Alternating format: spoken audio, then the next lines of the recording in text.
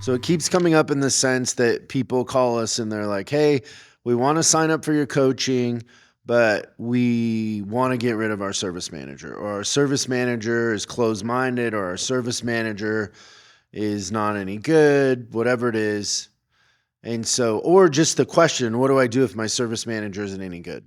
I would say that's happening more often than I've got to replace my service manager Well, there is first. a focus on fixed ops, is Yeah. there not? So that's why I didn't do any news today, and I was gonna do a little editorial rant on this, but it's really amazing to me. So every time before we film an episode, I go and research, let's say, the 5 or 6 biggest news outlets for automotive.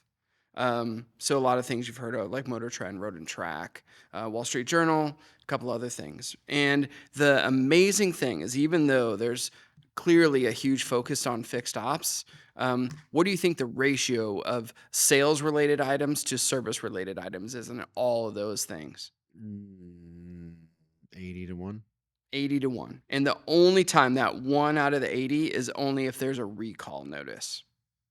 Mm, So it's not really even in my opinion, it's not really right. news, and you could probably make a case that they're even skewing that towards sales. And I just would say that as an industry, we have got to be having more conversations about how to make fixed ops is the best it's ever been.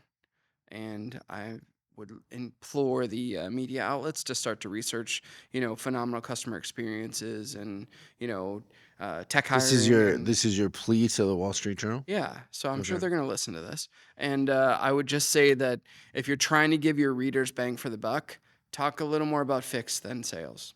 Okay, so if I ask you, like, we randomly meet on the street Hmm. and you're like, "What do you do?" And I'm like, "Oh, I own a car dealership." And then you ask, like, or I ask you, I own a car dealership, and I ask you, like, what do I do if my service manager isn't any good? What is your answer to that?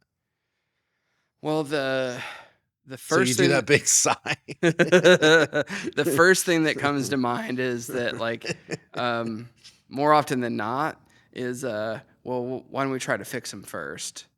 Um, but I've kind of got like a list of things that really does your service manager really suck, or we just never really give them a chance to win? Because more often than not, we'll have people come into our program that just didn't know what they didn't know. And guess what happens when you start to teach them things? Okay, so you're Did I but you're answer that wrong? well, you're getting into whatever your list is already, but I'm saying, like, how do you answer that question? Yeah, it's tough. Service manager turnover is 50% in the industry. It might be how I would answer that question to start. So then that's saying that 50% of the managers are bad? Not necessarily, which is then where I lead into they don't know what they don't know. Or I might even ask, I think I need to replace my service. If you said that to me, I might say, what makes you say that? Because what do they think? What do you think makes them think that? I think maybe your experience is different when you ask them, like, why.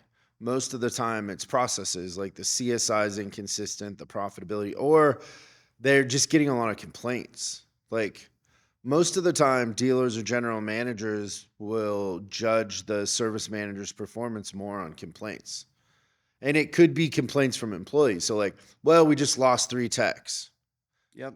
Um, or it can be customer complaints, one of the two. Okay, so let's give this context, and then we'll go through your list first. But I think it's important to kind of describe where we are as an industry in relation to service managers. So our answer always is give them to us. Don't fire them.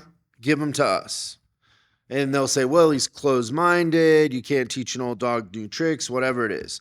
The thing that we find consistently over and over again, which is sad and disappointing, is that there are plenty of managers out there functioning with all of the confidence in the world. They believe that they are effective and good managers, and they really have no clue what they're doing, in the sense They don't see the financial statement. So they're running a business and they're judged on feelings, not on actual outcomes. Thanks so much for watching this clip of Service Driving Revolution. We're uploading new stuff every day, so make sure you subscribe and click the bell icon so you don't miss out. If you have a question you'd like us to answer on the show, call 8333-ASK-SDR and we'll answer your question on the show. That's 8333-ASK-SDR.